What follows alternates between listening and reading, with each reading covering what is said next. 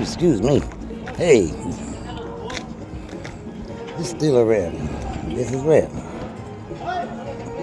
It's kind of overcast, kind of cool. Overall, decent day. It's decent. And something just keeps occurring, bringing itself to my attention, that I am compelled to talk about. So I will.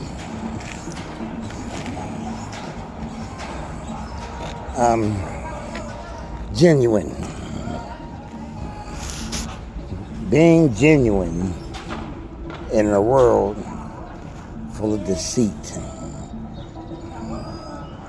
It's a difficult task. Now, I have to assert that there are a lot of genuine people.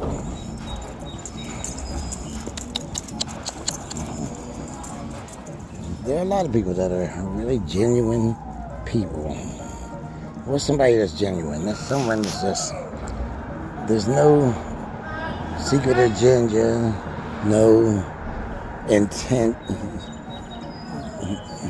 beyond being cordial or approachable or engaging. Someone who is sincere in their motives. And there are people, like I said, like that.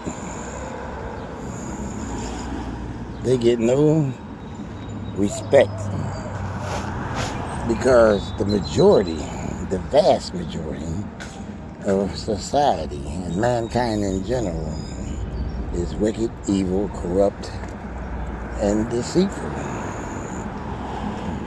Rife with ulterior motives and agendas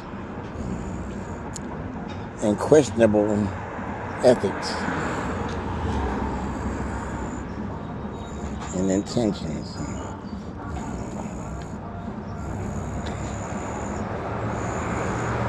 Yeah.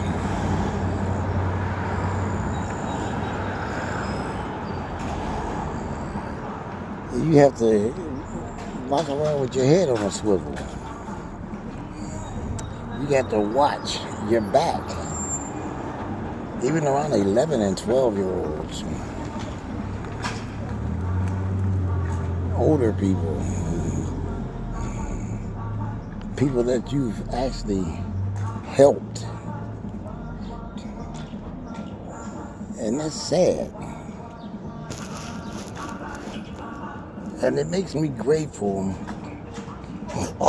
nonetheless, for the upbringing I did have. Although my parents split when I was almost 10, I had the benefit of both of them in my life and their input in teaching.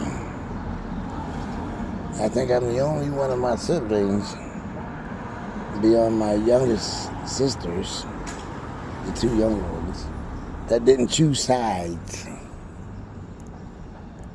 between the parents. And my older siblings, they were, I don't know, I don't want to get all into it, but they had a lot of issues. They still do. Going back to my childhood, possibly even before that, but I know so from my childhood. Because they hold a lot of grudges from back then, even though they are like 10 years older than me and around in that area. Sad state of affairs. But that's another story. But I had the benefit of both parents. And my dad, I learned how to talk to people, to deal with people, to interact. My mother, She was the leveling force. She's what kept me balanced in reality. And she, although people think that it was me and my dad, it was my mother who was my best friend and confidant. And she taught me a lot of realistic and very, very crucial lessons. All in all, they taught me how to be genuine. And between them and God himself, who instilled my nature into me, I became a genuine person. And when I say I'm a genuine person, that means that if I say I like you, it's because I find something about you that appeals to my nature.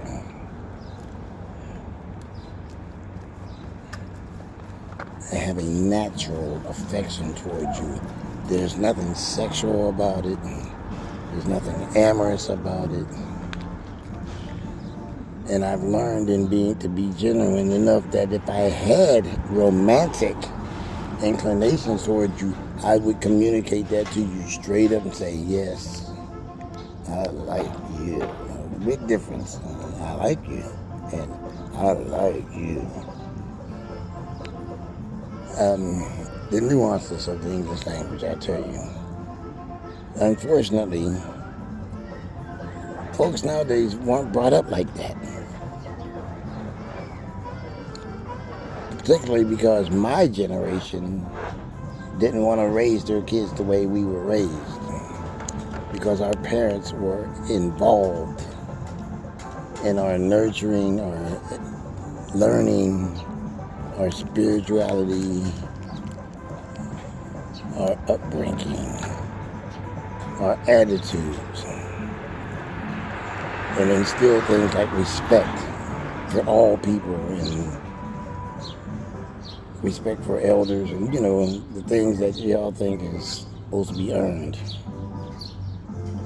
I was taught that they were given as a given.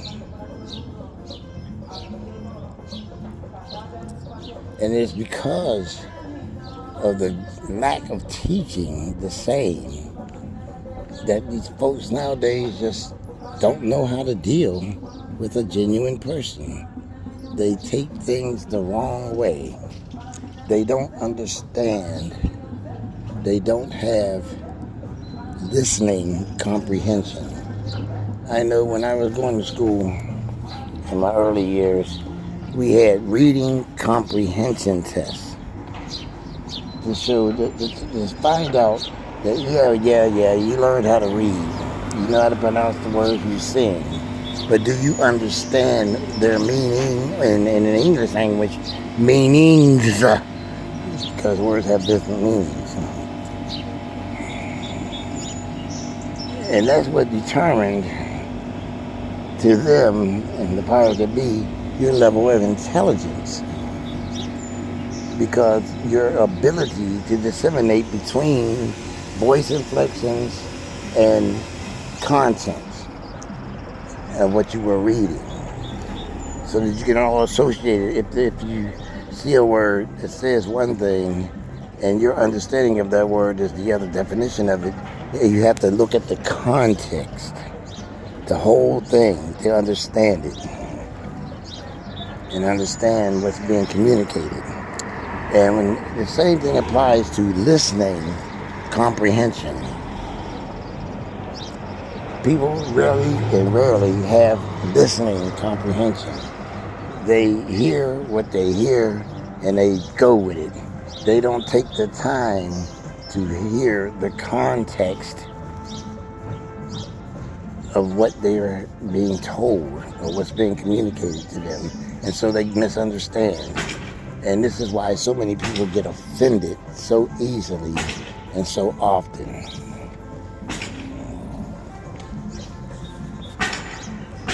And in a lot of cases, it's because that person that's doing the listening is not really listening. They're just hearing. And they're looking for an excuse to take it wrong, what's communicated.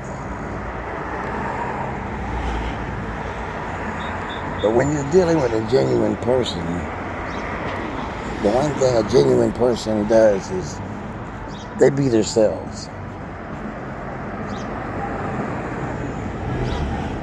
If I see a pretty girl walking down, I think she is particularly pretty, I'm going to say, hey, you're beautiful, you're pretty, you're cute, you're whatever. That doesn't mean I want her. I have 9 daughters. I tell them they're all beautiful, they're pretty. I don't want them. Hell, half of them look like me. Just like me. Or some family member of mine. My sisters or my cousins. I'm just telling you that you're beautiful. You don't have a problem with somebody else saying that you're beautiful or pretty. But that's your issue. And I don't appreciate your issues about things that happened in your past or things that you prefer interfering with my communication with you. Because my communication comes from within myself and my persona. Me communicating to you a compliment. No harm, no foul, no intentions, no agenda. But it is when people corrupt that with their own lack of listening comprehension is when the situation gets, or the conversation gets contaminated.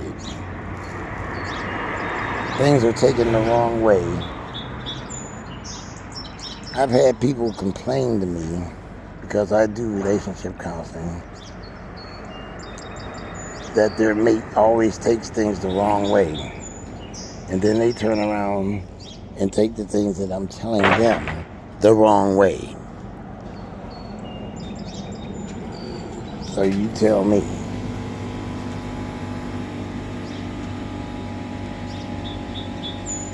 But a lot of times there's an ulterior reason to that, for that.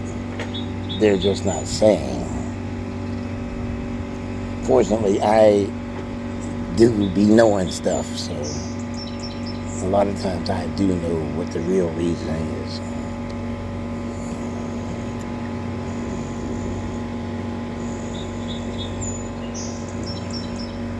Yeah.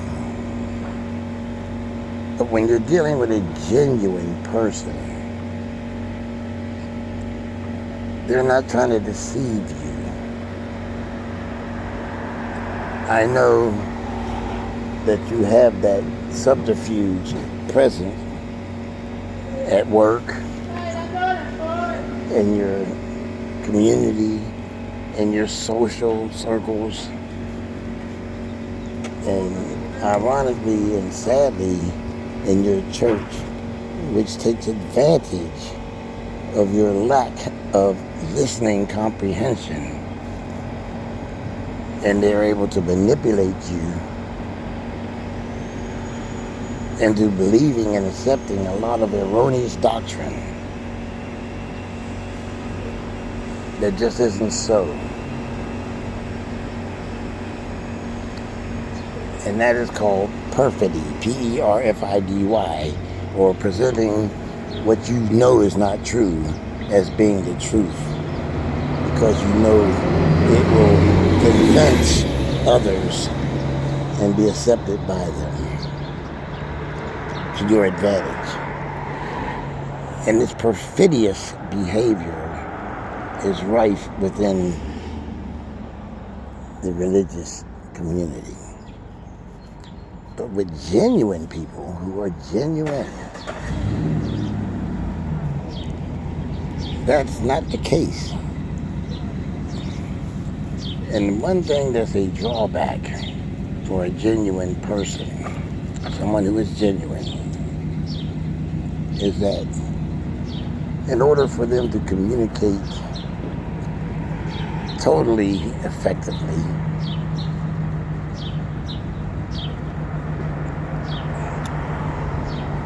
you have to take it all in context and examine the whole content of their conversations with you. You have to consider what they've been saying to you, the light in which it shines on it, the context of their conversation with you. Is the conversation that they have for you to your benefit or in consideration of your feelings or your situation? Is there an intent to disrupt or to codify, modify your life and your lifestyle, your goals and intents? Is it the things that they say to you to build you up?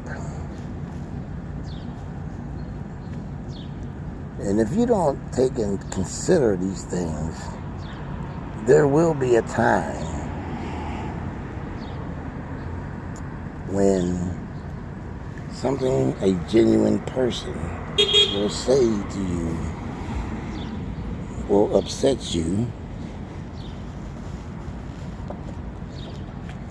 and because you have taken it the wrong way. It's not what they intended. It's not what they meant.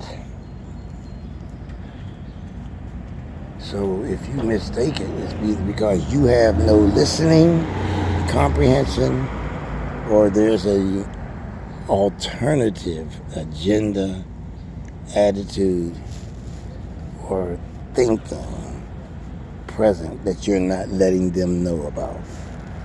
And what that does is it surprises the genuine person. The genuine people go by first off, what's inside of them. Their intentions are pure and true and real. And if they compliment you, or they speak in a way that is an attempt to aid you, to uplift you, to encourage you, because that's number one, what's inside of them, and number two, they see you as someone who would be amenable to that. They're not trying to do anything other than that. As a genuine person, I can attest to that, because if I tell you something, that's exactly what I meant. Don't read into it something else, because you're fooling yourself.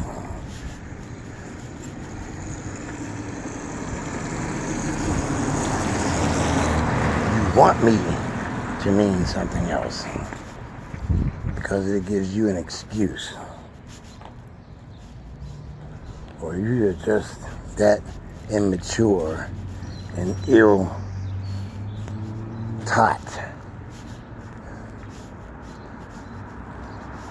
that you can't conceive what I'm really saying, and you're not trying to.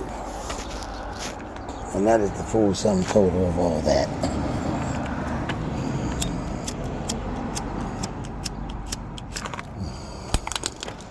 Simple as that.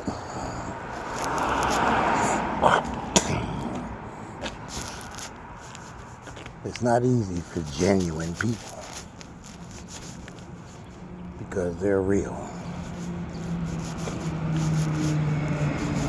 And in a world full of fake people, that is not something widely accepted.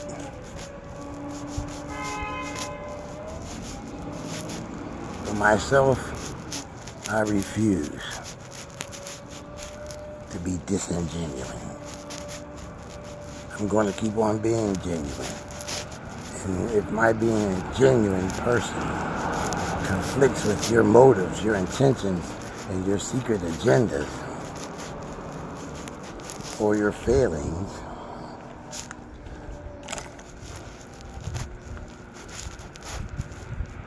or your quirks, I'm sorry. I'm genuinely sorry. But I will not allow myself to engage further beyond what's already transpired. And you get yourself in the right light and realization, maybe you'll realize my true intents.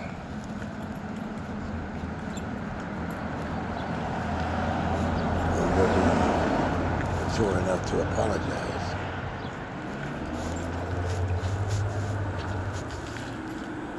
A lot of times, the misinterpretation is influenced by others.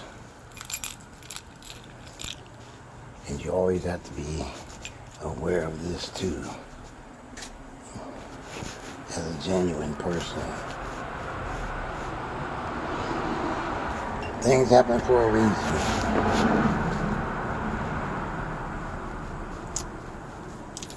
That's that.